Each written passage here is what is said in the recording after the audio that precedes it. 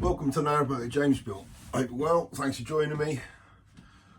I've just got to try to find this message which was sent to me ages ago by someone who watches the channel. Bear with, hang on.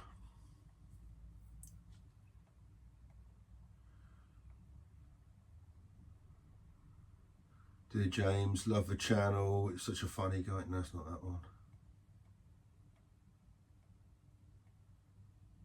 Oh, here you go. Dear James, love the channel, you're so fit. No, it's not that one. Dear James, fancy a shot. No, it's not that one. Oh, here we go, from Derek. Dear James, love the channel. Have you ever thought about getting hot water installed on the boat? I've seen it done on other ones, just thought I'd ask the question. Now, Derek, that is a really good question. I'm surprised others haven't asked. Yes, it is something I have thought about doing. And you know what? I'm going to do it now. Right, so from the towpath side, you get to see where the boiler's located. It's right there, hanging on the wall in the kitchen. And therefore, the extraction for the boiler comes up above the roof, like that. But because the roof is sloped, it means that it's on this jaunty angle. And because it is in line with the chimney for the stove, I can't really have it at a jaunty angle because it's going to look a bit silly. So I need to create a wedge to basically go like that. The stove one has that big cast iron collar in it which takes out the angle of the boat. They're pretty commonplace on narrow boats, but it's quite a chunky piece and it obviously protrudes from the base of the chimney quite a lot.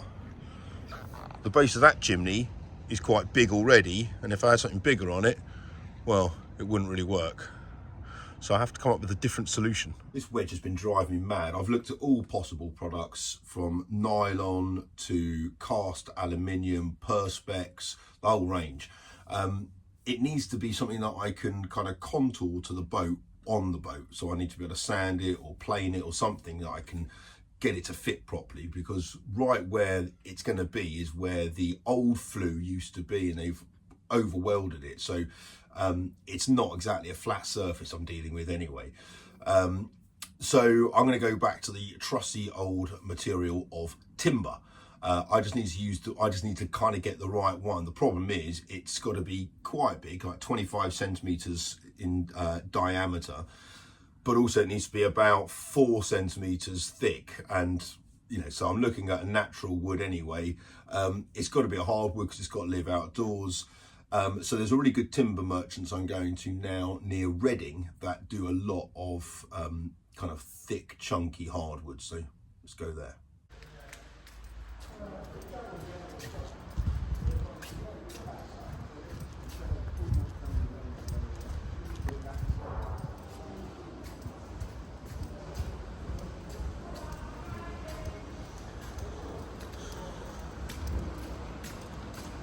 Oh, this is what I'm after. Thick, chunky stuff. Oh, there's a big bit of oak down there at the bottom. That might work.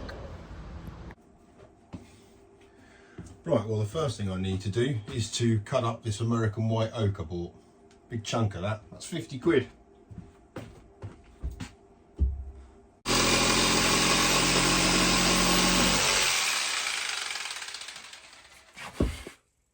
That's the line of the wedge I've got to cut out. This is going to take a long time. Got myself a new Japanese pool saw.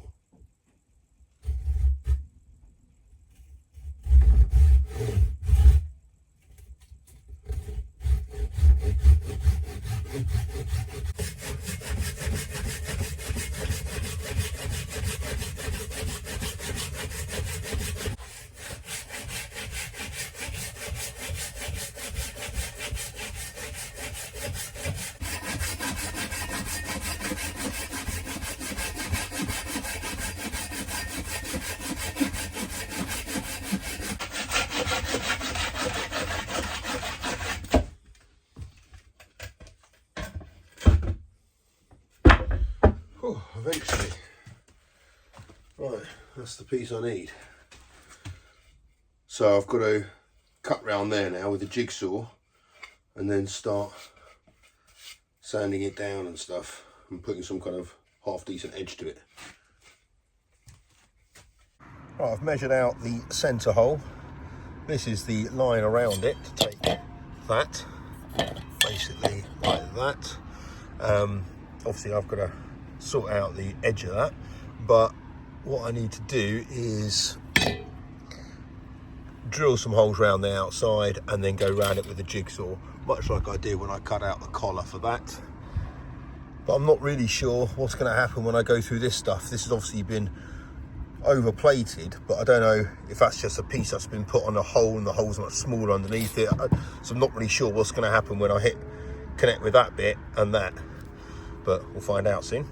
I've started to make a couple of holes in here so I can get my jigsaw in, and it looks like it's quite thick. This looks like it's 3mm on top of the existing roof, so this is going to take quite a lot of cutting to get through this.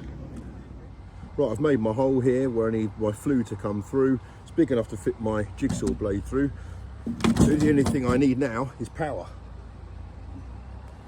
And this, which I'm picking up with my little finger, is the new River 2 from ECOFLOW.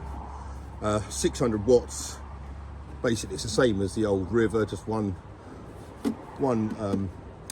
AC output, normal car charger, one of those two, but this thing is absolutely brilliant.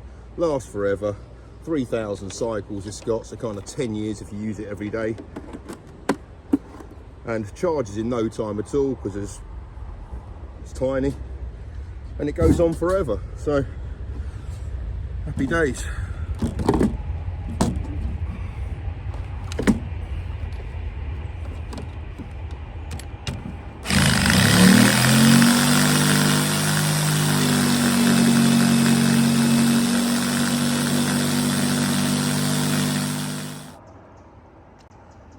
Well, I'm making progress whilst the weather's quite pleasant. And I'd say I've done about half of the hole.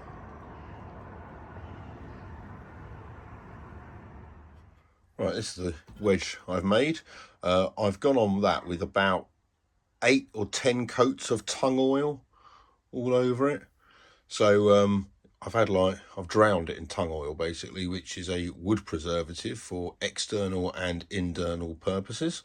So now I've got it like that. I need to basically cut it for the right shape, measure it twice, cut it once preferably, and then start chucking a bit more tung oil on the exposed new bits.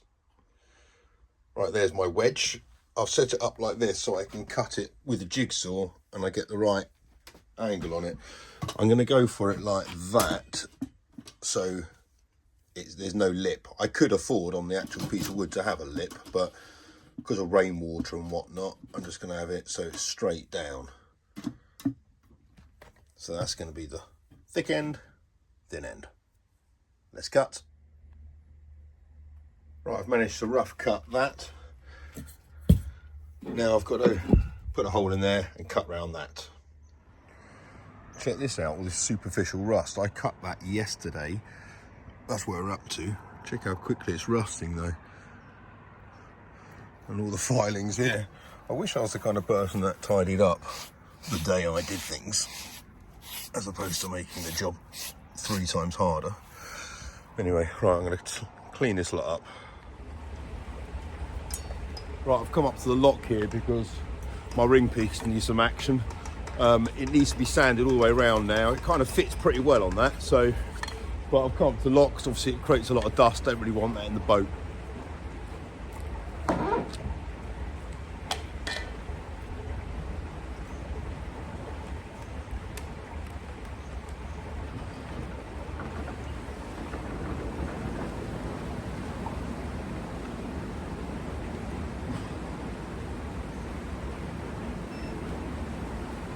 Well, that is Serafina in the background, and Rob is reversing her to the water point, which seems to be what most people do here. Most of the boats we see moving are actually reversing just back to the water point and then they come back down to cow roast. But we'll be moving on from here in the next week. Well, it kind of fits pretty well now.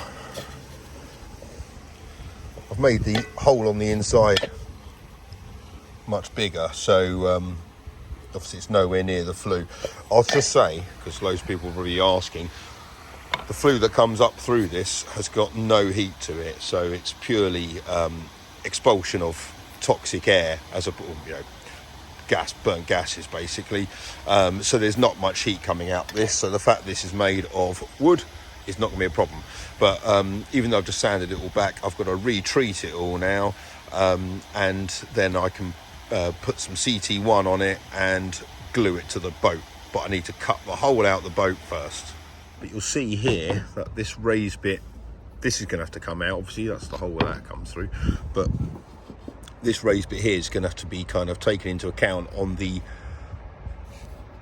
surface side there. So I'm going to have to start kind of sanding away more of that and just kind of offering it up and putting it down and seeing how good I can get it. But that's going to be the plan really now. And then only once I've got that right can I then finish cutting that out. Otherwise, knowing me, I'm going to have a hole in my roof for a couple of days. It's now November, don't really want that. So I'm going to keep going with this. Essentially, that's what it's going to look like.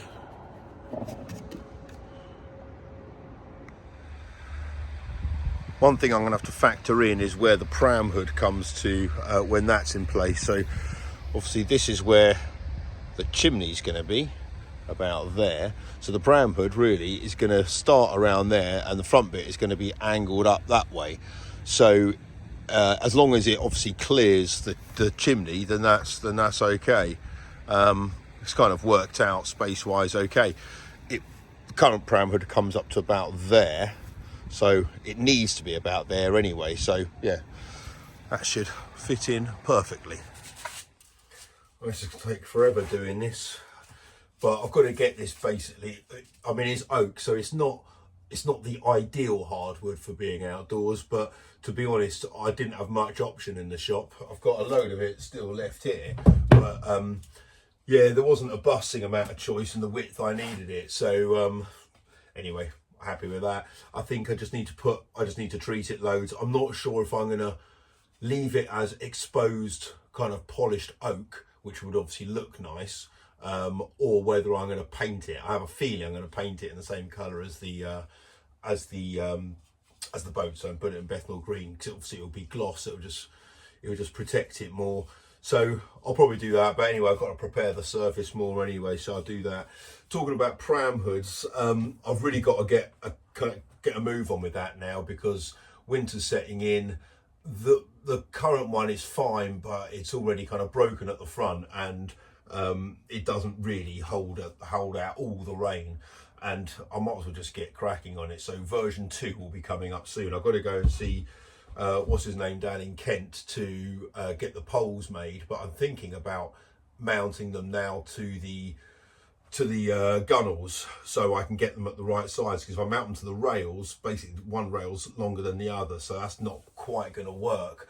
So if I mount them to the gunnels, then obviously it will give a bit more rigidity and strength. So I'm kind of, yeah, working it out with him at the moment, and I'm going to go for an angled roof in the middle as opposed to a curve. I think it will just suit the boat a bit better. It will kind of follow that angle all the way down, which would be nice. Anyway, enough about that. I'm going to crack on with this. I've got the gas man coming in 2 weeks, so there's not really much else to do apart from this. Was always kind of the problem area of it, to be honest.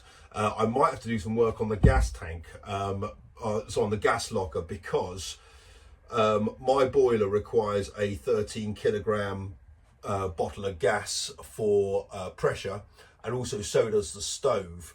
You know, the hobs and the oven, and basically there's not enough pressure in one bottle to do both devices. So it might be that I need to get another 13, which is fine. But my gas locker, because all the gubbins that go with it, like I don't know, all the stuff that goes in a gas locker, basically, it's taking up a bit of the room. It means I can't physically fit two 13s in there. So I'm either going to have to get a new gas locker, which is a bit of a ball ache, because it means I can't take it apart until the day that the gas man comes, and basically means him doing it, which obviously he'll charge me for. So it's a bit of a rigmarole there, because I don't want to be without gas for a couple of days. Yeah, so I'm just going to have to bear that in mind.